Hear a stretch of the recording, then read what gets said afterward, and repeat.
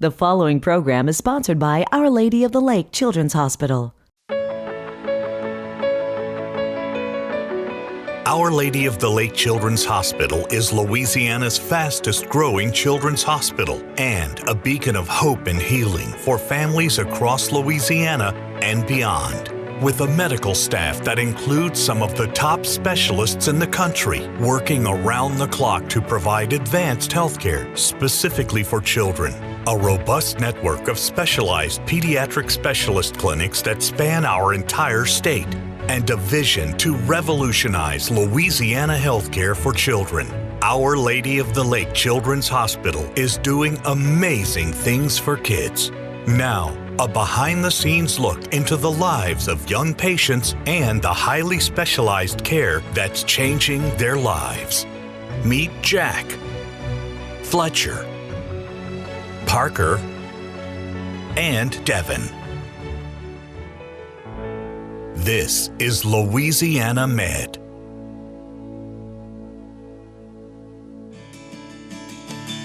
Our Lady of the Lake Children's Hospital treats patients from all across Louisiana. We even treat kids from areas in Texas and Mississippi. We see over 90,000 patients each year through our emergency room as well as in the hospital. A lot of our kids are so complex. They have very chronic, complex illnesses and they require immediate attention.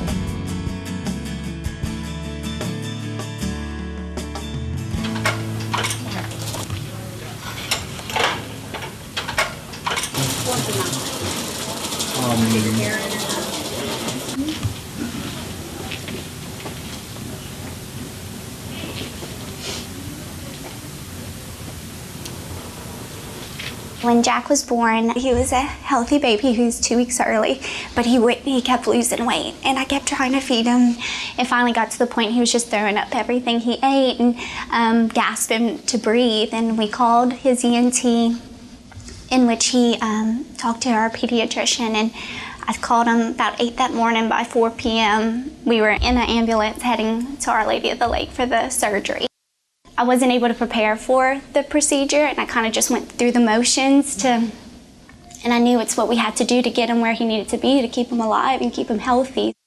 Jack had Pierrot band sequence resulting in small jaw, a cleft palate, and a tongue that was falling into his airway, so he was having trouble both breathing and eating well. The first step that we did with Jack was he was born in Lafayette. A pediatric ENT in Lafayette noted that he was having problems, noted that he had the small jaw, the cleft palate, and the tongue blocking his airway, transferred him to us, and we proceeded with a mandibular distraction, which is essentially making his jaw larger to accommodate his tongue so it can fall down into the airway. The position of the mandible actually helps support the larynx better, which is what helps them to swallow better. So what we used to do on these kids is they would get tracheostomies, so they'd have a breathing tube in their neck. And now that we perform mandibular distraction, making the jaw larger and moving it forward, advancing it forward, is they now can avoid a tracheostomy and they can go home without feeding tubes and without a breathing tube in their neck.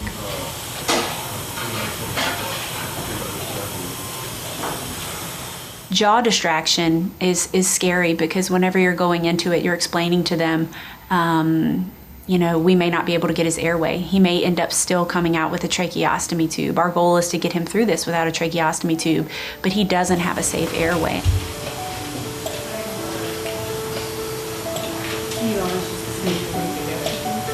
It is a very stressful thing, and then you don't know if the jaw distraction is going to be enough to help him breathe just fine. And luckily for Jack, all it took was a couple millimeters of advancement, and he was already feeding and breathing better.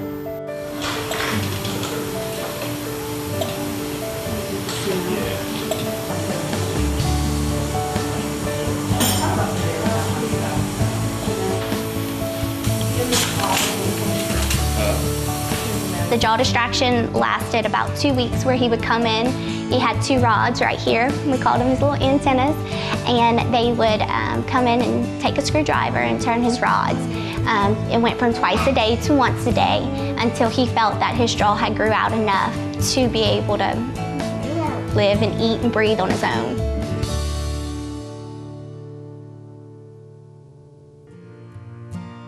At Our Lady of the Lake Children's Hospital, we have many pediatric specialists such as pediatric gastroenterologists, pediatric pulmonologists, pediatric endocrinologists, pediatric surgery, many different specialists that are working together to take care of these complex children.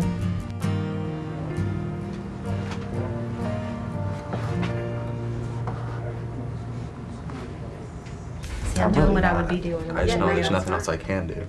Fletcher and Parker are brothers who came to Our Lady of the Lake Children's Hospital as teenagers with chest wall deformities. About 3 years ago, I completed a pectus excavatum procedure on Fletcher, where we put bars in to help reform his chest. Today, we're going to remove the bars. How you guys doing? I'm good. We're good. Y'all ready for today? Yep. You have any questions before surgery? Nope. Anything we haven't answered yet? No. Okay. I'll find you when we get done, and it won't be long now. Okay? All right. guys. Thank Very you. good. Yeah. Today we're having his bars removed. After this, we'll watch it to make sure that he doesn't regress at all and that the chest stays out the way it's supposed to. Fletcher had what's called pectus excavatum, and the pectus excavatum is a inward deflection of the sternum or breastbone. And so as your bony ribs come out from your back and then it becomes cartilages that join with your sternum, if those bones and cartilages go out of proportion, it can either deflect your sternum in or push your sternum out. And those are the same functional process that creates those problems. It's just vastly different in appearance if you have a pigeon breast or an outward sternum or an inverted or caved in chest or the excavatum. And so Fletcher had the excavatum, the caved in part. Fletcher had 2 titanium bars put in his chest. They're called pectus bars, and he had to have them for 3 years. And as of this month, it's been 3 years, so it's time for those to come out. We did notice Fletcher's from an early age. We could tell it too because his father had it, so we could tell it too that he was going to have some issues, and we followed it just to see how severe his was going to be, because sometimes it's not as severe. He had other relatives that had it that never had the surgery because it wasn't as noticeable.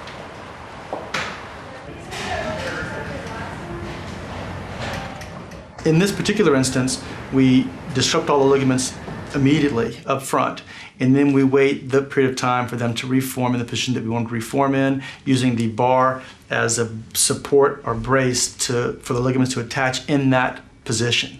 And then they stay in for 3 years in general, okay? And we like, and it used to be 2 years, we've kind of extended that out because we saw decreased recurrences with this. And we liken this process to braces, essentially.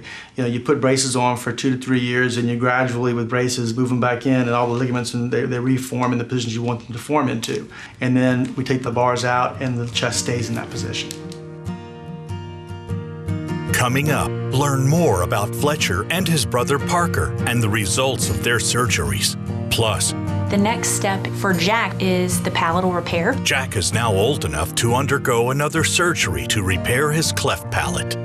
Keep watching Louisiana Med. Ever think someone half your age could teach you how to be twice as smart? Can someone born of you sometimes seem to come from another place? Kids are amazing, which is why at Our Lady of the Lake Children's Hospital, we're doing amazing things for them.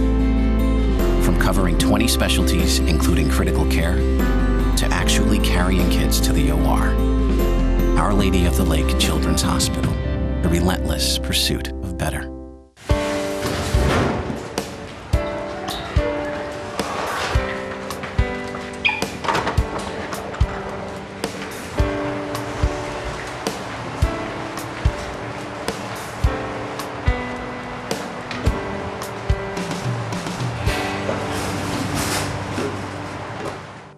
Parker is Fletcher's brother. He also had a chest wall deformity, but his chest was sticking out like a fin. In contrast to Fletcher's chest that caved in, Parker's chest went out. And so, you know, no arch bar is going to fix an already peaked sternum. So to fix that problem, we have to actually make an incision in the chest. We usually make it between your breasts, go down to the chest wall itself, and then we actually physically excise the cartilage around the sternum. And the sternum can actually still be sitting up. You have to excise the cartilage, and so you often have to make an incision in the sternum, break it down to the position that you want it to be into. If it's loose, you have to put a metal strut across to hold it in place, and then you secure the, it's called the perichondrium, which is basically the surroundings of the cartilage. We save those, and we connect those back up and put them into the sternum, so the cartilages grow back into the position we want them to grow into. We were afraid that if we didn't do the surgery, even if we decided for cosmetic reasons he didn't need it, if we didn't do it and it got worse, he'd be past the age that it would be best to do that kind of correction. Not all kids come in because they're having some physiologic change. A lot of them come in because they're having self-esteem or body image problems. And in adolescence, you cannot underestimate the long-term effects of having a negative body image in that time period. Before I had the surgery, it was, I don't know, it's just kind of awkward having to take your shirt off and, like, you know, people looking at it and wondering what it is. You just kind of had to explain it to them. It was kind of weird. Before surgery, I always wore baggy shirts to school so my friends couldn't notice. But usually when my shirts got too small, people started to notice. When I started losing weight, it became way more noticeable than it usually was. So when you don't want to take your shirt off and go swimming, you avoid pool parties, you avoid socializing with your friends, you don't want to play shirts and skins, so it affects your exercise, it affects your participation in PE, it affects so many aspects of your life that you may not really recognize as being affected, that it's just for the total package of the child, it plays a major impact in their life to have a chest that is not like their friends or anyone else's. It was definitely something that affected them mentally as well, you know, being around other kids. Fletcher would always wear a shirt when he went swimming. Parker was uncomfortable sometimes, people asking him, why is your chest like that? So it made me feel good that they could have that corrected and know that long term there would be no other problems physically.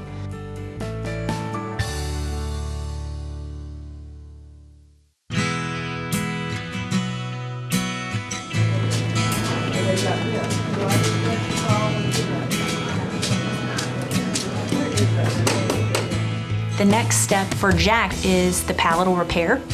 The average cleft child with a cleft lip and a cleft palate is going to have about 7 or 8 surgeries in their lifetime. Some will even say more. Today he's having the palate repair. They're gonna close his cleft palate.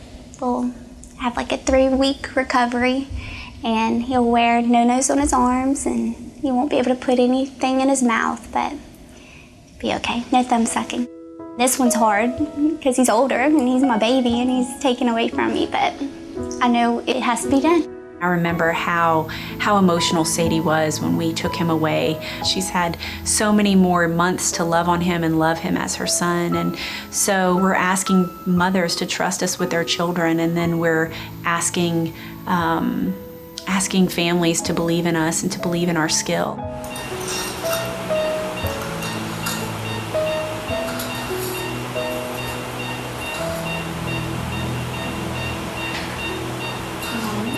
Cleft palate repair, we went in, he had, I think it was a 4-hour surgery, got in, the surgery went well. She said it was a little difficult because he had a high arch palate. He had the bony portion of his palate where the cleft was very arched, so that makes it a little more difficult, but I think he'll do well.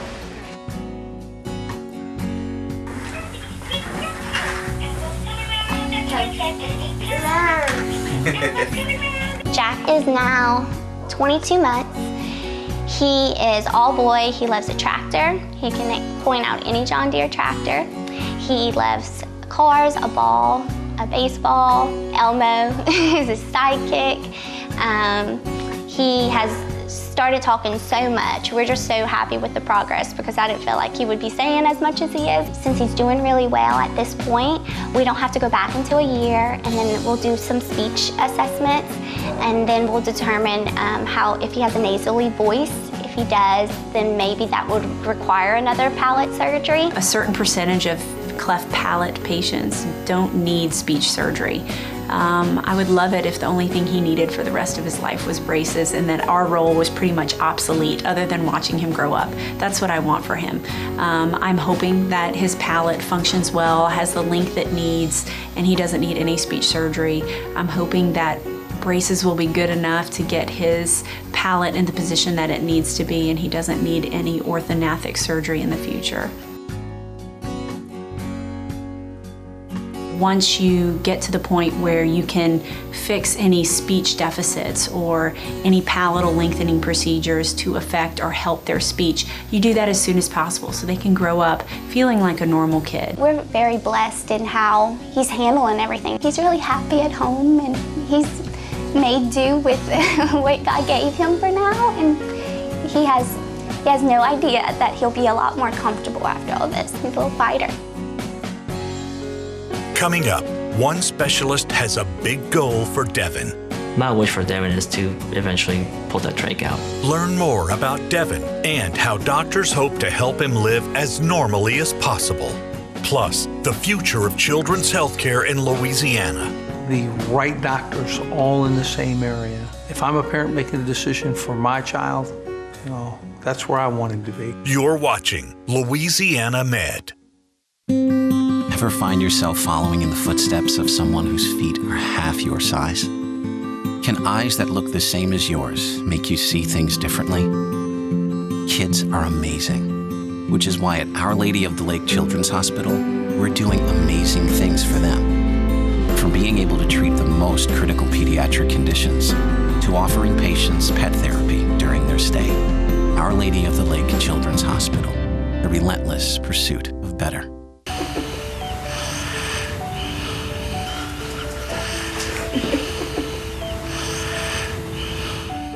Devin is a sweet little 9-year-old boy who has Down syndrome and who I've been following now for a couple of years because unfortunately his upper airway tends to collapse. He has severe sleep apnea, and in order to bypass that obstruction, he has a tracheostomy in place, which is an artificial airway placed in his neck. Devin was about right around a year when he started having problems with breathing. He wasn't gaining weight, and they determined that he was failing to thrive. So they put him in the hospital to see what was going on. It turned out when they done a sleep study, it was his breathing. Found out he had a collapsing airway, and that's how he ended up with a trach. Without a tracheostomy, his airway would frequently collapse, especially when he's asleep. And when that happens, his oxygen levels drop while he's asleep. And that over a prolonged period of time can affect your heart, not to mention your brain. And so by avoiding those frequent dips in his oxygen levels while he sleeps, you keep him healthy. He's doing all the breathing on his own. He doesn't need any help from any machines to breathe. He's not even on oxygen. So all we need to do is provide some humidity, because the tracheostomy, being a plastic device, does not provide the humidification and heated effects that cause when you breathe through your nose. So that's all he does, is breathe with this little, it's called a tracheostomy collar, provide some humid and heated air, and he breathes on his own. Most of the time when I see him, he's stable, and we just make sure that he has all his tracheostomy supplies, that mom is cleaning the tracheostomy appropriately, they're doing the tracheostomy changes on a regular basis, and that they're having no significant problems from a breathing standpoint since the last visit. We hope eventually, as he grows, that his airway will get bigger and stronger, and one day, hopefully, we can take that tracheostomy out and he can go back to living a normal life. We still can't get the trach out just quite yet. His airway is still collapsing. We tried, but it didn't work out. Just seeing this little person going through all of this, and he wasn't a child that complained a lot. He didn't cry a lot. I think I did more crying for him than what he actually did. Having a tracheostomy in your neck is definitely out of the norm, but we try to make it as simple as possible for him. Thankfully, he's been pretty stable. He has great support from his family, so they take very good care of him, and he stays out of the hospital. He can do pretty much everything. And the only thing that he cannot do is go diving or go underwater, because he has that airway, artificial airway in place. But he should be able to run and play and do like a normal life. He can ride his bicycle if he can play basketball, whatever he wants to do. Well, Devin is a little character. He really enjoys playing with the kids at school. And here is wrestling. Wrestling. If it come on every day of the week, he'll watch it every day of the week.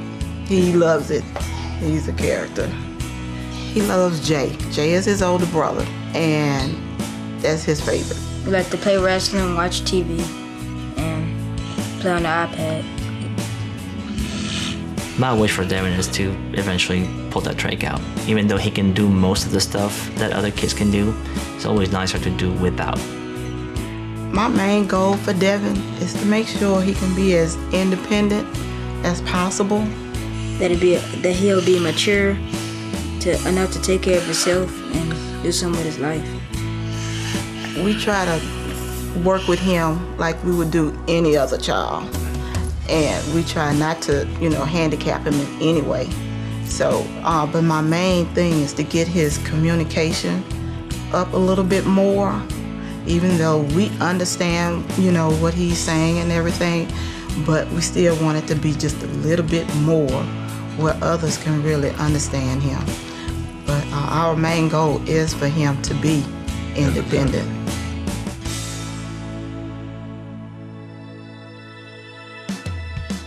Healthcare for children is really more than just doctors treating illnesses.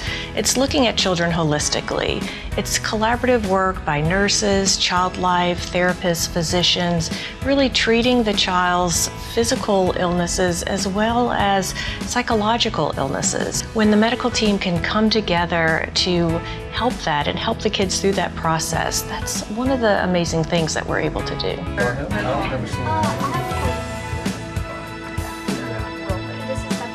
Okay, so we may be ready for the formals then. Okay. You said already. Hi guys. It's got me. The boys are here in clinic for a checkup to make sure everything is healing properly. With this checkup, I can see that Fletcher and Parker look and feel great and are both ready to return to normal activity. I would say that they were both within 6 weeks back to complete normal activity. The doctor kind of puts them on, a limited physical activity for 6 weeks, but after that, they were back to normal. Yeah. After my surgery, because when we moved, we bought a house with a pool. I was able to go swimming again. Before, I always had a lack of breath, and I couldn't run as much as I can now. I have more energy than I did before the surgery, so I'm now able to go farther and longer without taking a break to catch my breath, and I'm having a lot more fun with my friends without doing that. They both like to play football. They both played football for a very long time. They're very active, so I did want them to be confident when they're around all their friends because that has something to do with their confidence level as well. I think they've both kind of told me they're glad they did it, because I've asked them, are you glad that we went through it with you? And they've both said yes, particularly Parker, who was, like I said, a little more physically visible. He definitely has told me just out of the blue on his own, he said, Mom, I look normal now. And I think that kind of chokes me up a little bit, so.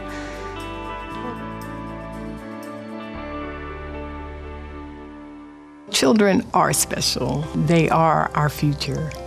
And if the future is going to be bright, then our care of children needs to be right. The vision or the dream of a children's hospital has been in existence for a long time.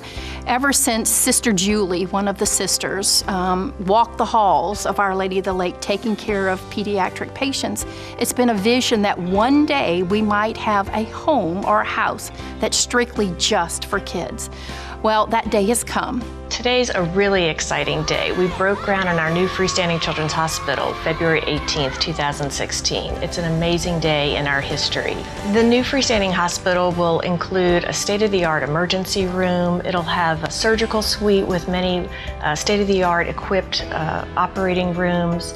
It's going to be a total of 6 stories. We'll have a HEMONC unit that is very innovative because it includes both inpatient as well as clinic patients, all collated on that same floor. We are an affiliate of St. Jude Children's Research Hospital. There are 7 affiliates in the country, and we're presently the largest affiliate associated with St. Jude.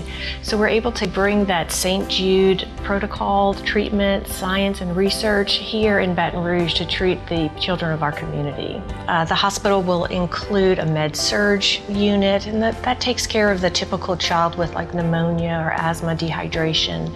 And we have a very big PICU, or pediatric intensive care unit, to take care of our most critically fragile children.